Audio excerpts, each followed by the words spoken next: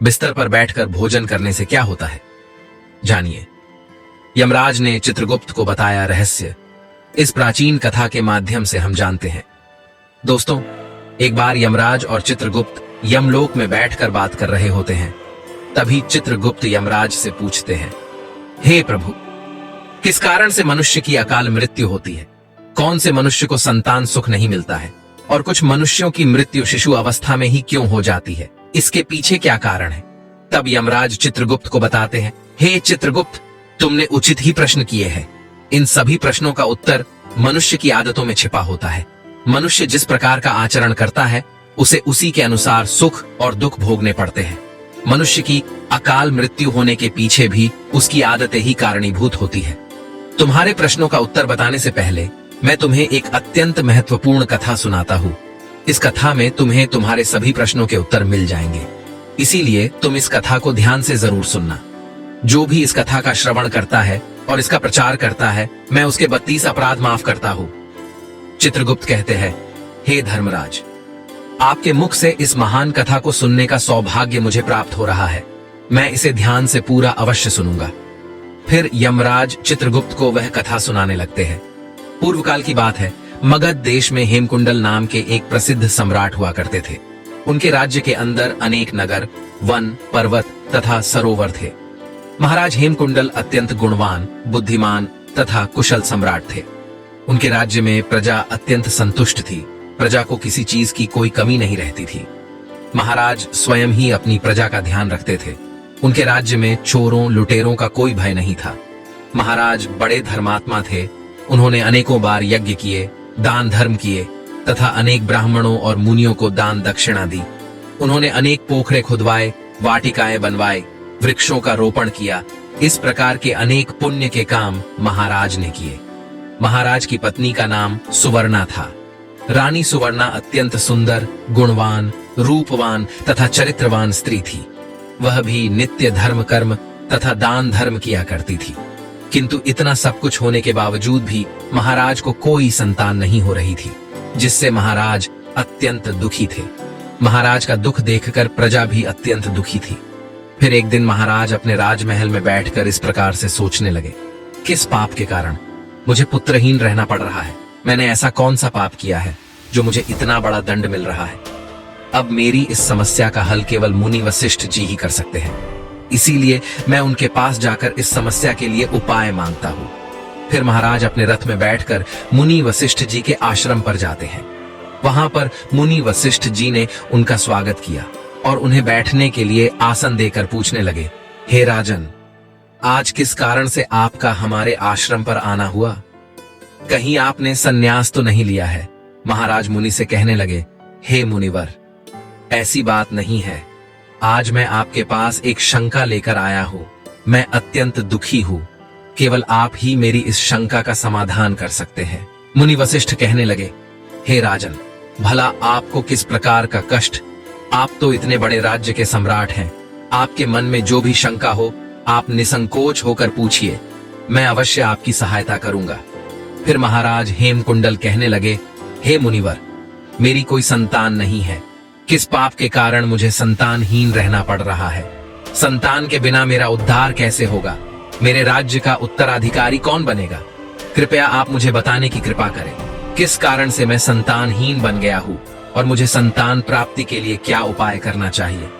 फिर मुनि वशिष्ठ ठीक है कहकर अपनी योग शक्ति से महाराज के पूर्व जन्म को देखने लगते हैं और महाराज से कहते हैं, हे राजन, आपको संतान सुख न मिलने का कारण आपके द्वारा पिछले जन्म में किया हुआ पाप है।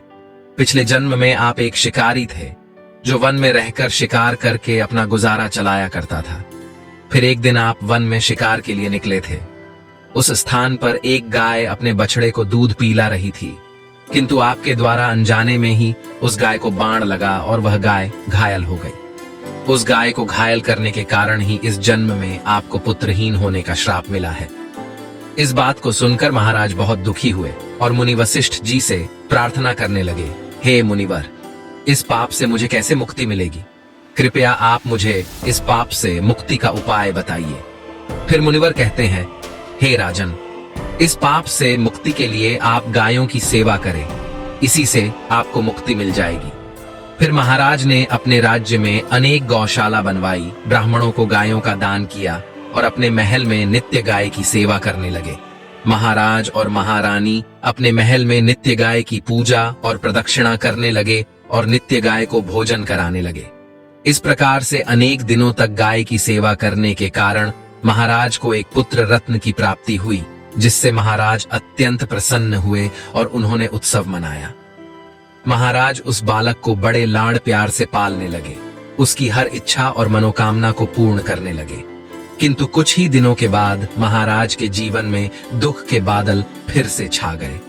जब महाराज का वह पुत्र 16 वर्ष का हुआ तो अचानक एक भयानक रोग के कारण उनके पुत्र की मृत्यु हो गई। पुत्र की मृत्यु से महाराज शोक में डूब गए और सब कुछ छोड़कर वन में महाराज वशिष्ठ जी के आश्रम पर पहुंच गए। वहां पर जाने के बाद मुनि ने महाराज से पूछा, हे राजन, किस कारण से आप शोक में डूब गए हैं? वशिष्ठ जी ने अपनी दिव्य दृष्टि से सब कुछ देख लिया और महाराज को उनके पुत्र की अल्पायु में मृत्यु होने का कारण बताने लगे। हे राजन, आपको पुण्य के कारण पुत्र की प्राप्ति तो अवश्य हुई है, किंतु आपके पुत्र के दुर्व्यवहार के कारण ही उसे अल्पायु में मृत्यु का सामना करना पड़ा है। आपके पुत्र ने सदैव ही बिना स्नान किए बिस्तर पर बैठकर भोजन किया है। जो मनुष्य बिना स्नान किए भोजन करता है उसकी आयु क्षीण हो जाती है। जो बिस्तर पर बैठकर भोजन करता है उसके शरीर में रोग आदि उत्पन्न होते हैं और वह भी अकाल मृत्यु को प्राप्त होता है। इस प्रकार के वचन सुनकर महाराज अत्यंत दुखी हुए और वहीं पर रहकर मुनि की सेवा करने लगे। फिर उन्होंने अपने भांजे को अपने राज्य का कारभार सौंप दिया और वन में ही बैठकर तपस्या करने लगे। यमराज कहते हैं, हे चित्रगुप्त, मनुष्य को हमेशा अपने 5 अंगों को साफ करके ही भोजन करना चाहिए। दोनों पैरों को तथा दोनों हाथों को और अपने मुख को जल से अच्छी तरह से स्वच्छ करके ही भोजन करना उचित होता है। इससे मनुष्य के शरीर से रोग दूर रहते हैं और व्यक्ति दीर्घायु बन जाता है। यमराज कहते हैं, भोजन शुरू करने से पूर्व उस भोजन के लिए भगवान को धन्यवाद देना चाहिए और संसार के समस्त प्राणियों को भोजन प्रदान करने की प्रार्थना करनी चाहिए। इस प्रकार से अन्न देवता को प्रणाम करके भोजन करने से मनुष्य को कोई पाप नहीं लगता है। यमराज कहते हैं, जमीन पर बैठकर भोजन करना ही श्रेष्ठ होता है। बिस्तर पर बैठकर भोजन करने से मनुष्य के शरीर में रोग उत्पन्न होते हैं और उसकी आयु कम हो जाती है। शास्त्र कहते हैं कि दहलीज पर बैठकर भी भोजन नहीं करना चाहिए। यमराज कहते हैं, 3 प्रकार का भोजन मनुष्य को नहीं करना चाहिए। जिस भोजन के ऊपर से कोई पैर रखकर चला गया हो अथवा कोई व्यक्ति भोजन को लांघ कर गया हो, ऐसे भोजन को कभी खाना नहीं चाहिए। ऐसा भोजन अशुद्ध हो जाता है। ऐसे भोजन को पशुओं को खिला देना चाहिए। दूसरों के द्वारा लांघा गया भोजन खाने से मनुष्य की आयु कम हो जाती है और उसके शरीर में भिन्न भिन्न प्रकार के रोग उत्पन्न होते हैं। यदि भोजन में बाल निकल आता है तो ऐसा भोजन त्याज्य हो जाता है। यदि अन्न में बाल निकलता है तो उसे ईश्वर को कभी प्रसाद के रूप में नहीं चढ़ाना चाहिए और ना ही स्वयं खाना चाहिए। ऐसा भोजन प्रेतों को प्राप्त हो जाता है। यमराज उसे कहते हैं, दूसरों के लिए परोसा हुआ भोजन भी नहीं खाना चाहिए। जो मनुष्य दूसरों का भोजन छीन के खाता है अथवा किसी को बिना दिए ही स्वयं उस अन्न का उपभोग करता है, उससे देवी अन्नपूर्णा रुष्ट हो जाती है। भोजन सभी में बांटकर खाना चाहिए। दूसरों के हिस्से का भोजन करने से मनुष्य के पुण्य कर्म नष्ट हो जाते हैं। शास्त्रों के अनुसार दिन के समय में मनुष्य को उत्तर की ओर मुख करके मलमूत्र का त्याग करना चाहिए। यदि रात्रि के समय मलमूत्र का त्याग करना हो तो दक्षिण की ओर मुख करके करना चाहिए। मलमूत्र का त्याग करते समय हमेशा अपने सिर को ढक कर रखना चाहिए। किसी भी पेड़ के नीचे, कुएं के पास, नदी के किनारे के पास, गौशाला के पास, देव मंदिर, अग्नि के पास तथा शमशान भूमि के पास कभी मलमूत्र का त्याग नहीं करना चाहिए। शास्त्रों में कहा गया है, खड़े होकर भी मलमूत्र का त्याग नहीं करना चाहिए। इससे शरीर में रोग और विकार निर्माण होते हैं। इसके साथ ही पूरी तरह से निर्वस्त्र होकर भी मलमूत्र का त्याग नहीं करना चाहिए। चलते चलते कभी पेशाब नहीं करना चाहिए, इससे जीवन में दुर्भाग्य आता है। जूते पहनकर, छाता लगाकर भी मलमूत्र का त्याग करना अनुचित माना जाता है। कभी भी किसी स्त्री, गुरु, देवता, मंदिर और पानी की तरफ मुख करके आकाश में ग्रहों को देखते हुए मल मूत्र का त्याग करना अनुचित होता है। रात्रि में चंद्रमा और अग्नि की तरफ देखते हुए भी मल मूत्र का त्याग नहीं करना चाहिए। इससे जीवन में दुख और संकट आते हैं। मल मूत्र का त्याग करने के बाद उस भाग को स्वच्छ करना चाहिए तथा अपने हाथों को भी जल से शुद्ध करना चाहिए। मल मूत्र का त्याग करने के बाद किसी दीवार पर साफ नहीं करना चाहिए, इससे पशु के रूप में जन्म प्राप्त होता है। मल मूत्र का त्याग करने के बाद उसे अच्छे से ढक देना चाहिए और उस पर मिट्टी डालनी चाहिए ताकि कोई पशु उसे खाए नहीं। यमराज कहते हैं, मनुष्य को कभी निर्वस्त्र होकर स्नान नहीं करना चाहिए, इससे पितृदेव रुष्ट हो जाते हैं। पितृदेव रुष्ट हो जाने पर मनुष्य अपना सब कुछ खो बैठता है।